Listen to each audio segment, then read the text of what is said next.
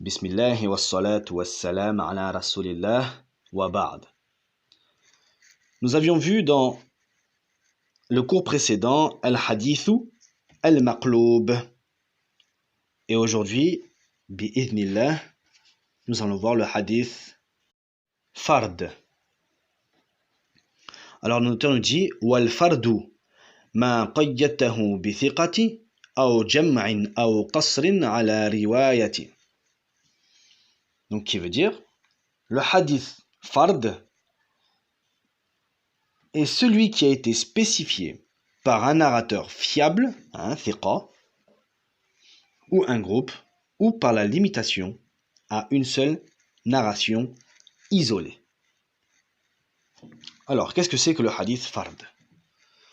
En réalité, il y a très peu de différence entre le fard et le gharib. Très peu de différence. On rappelle que dans le hadith gharib, on avait dit que il était de deux types. Le gharib al-mutlaq, où dans toutes les tabaqas, dans tous les niveaux, il y aura un seul rapporteur, qui rapportera à un seul rapporteur, et ainsi de suite, et ainsi de suite. On appelle ça le fard al-mutlaq. On avait dit aussi que un seul pays ou une seule ville l'a rapporté, et aucun autre pays ou ville l'a rapporté. Par exemple, les gens de Médine, dans la chaîne de transmission, il n'y a que des gens de Médine qui rapportent ce hadith-là. Ensuite, on a le gharib al-nisbi. Vous vous souvenez, on avait dit que dans la chaîne de transmission, il y a au moins une tabaqa, un pilier, où il y a une seule personne. Alors en réalité, comme nous dit Al-Hafiz Ibn Hajar dans An-Nuzha, peu de muhaddith utilisent le terme fard pour le nisbi. Le nisbi, on avait dit que c'était au moins une tabaqa où il y avait au moins un rapporteur. Donc là, on va plus utiliser le terme gharib pour le terme nisbi, et pour le terme mutlaq, où dans toutes les tabaqat, il y aura un seul rapporteur, on utilisera justement le terme fard. Alors ce qu'il faut savoir, c'est que même si certains sont authentiques et acceptés, la plupart du temps, les hadiths fard sont faibles.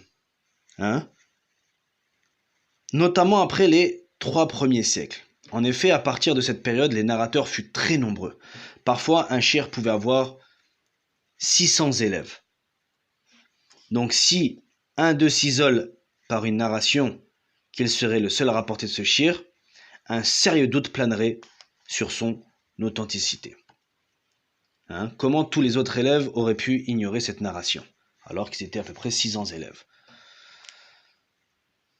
Par contre, à l'époque des Sahaba, là oui, les narrateurs isolés sont beaucoup plus nombreux, étant donné qu'il y avait beaucoup moins de personnes. Et donc, pour revenir à la définition de l'auteur, donc ce qui a été spécifié par un narrateur fiable ou un groupe, ou par la limitation à une seule narration isolée. Donc le premier, c'est ce qui a été spécifié par un narrateur fiable. Donc c'est ce qu'on a vu, c'est un narrateur qui s'est isolé, donc aucun autre narrateur n'a rapporté ce hadith. Donc c'est ce qu'on a dit, dans chaque tabaqa, il y a un seul rapporteur. Ce qui a été spécifié par un groupe, donc ce qu'on a dit aussi en deuxième, donc soit par un groupe de gens, soit par une contrée d'un village ou d'une tribu. Il peut arriver qu'un narrateur s'isole en étant le seul à rapporter un hadith des gens de tel pays ou de telle région.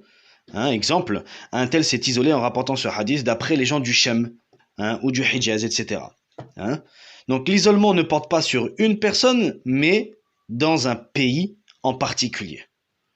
Ainsi, si dans une région il y a 1000 gens du hadith et qu'un seul hadith a été transmis d'eux par un seul narrateur, il s'agit d'un hadith fard, hein, mais relatif par rapport aux gens de cette région. Mais pas mutlaq, là il ne sera pas mutlaq.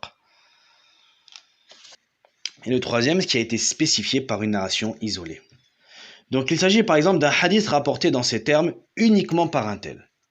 Hein? Ce hadith possède d'autres versions nombreuses, mais simplement une d'elles, avec des termes particuliers, n'est transmise que par un tel.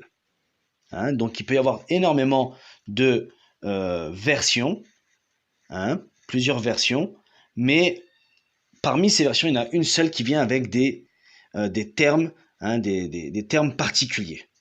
Hein? Donc l'auteur là, il nous a donné 3 sortes pour nous montrer qu'il peut être soit nisbi, soit mutlaq, hein, soit relatif ou soit absolu. Mais comme on l'a dit, hein, Al-Hafid ibn Hajar nous a dit que peu de muhaddith utilisent le terme nisbi, relatif pour le fard, mais plus pour le gharib, et le mutlaq pour le fard. Wallahu ta'ala a'lam wa jazakumullahu khayra.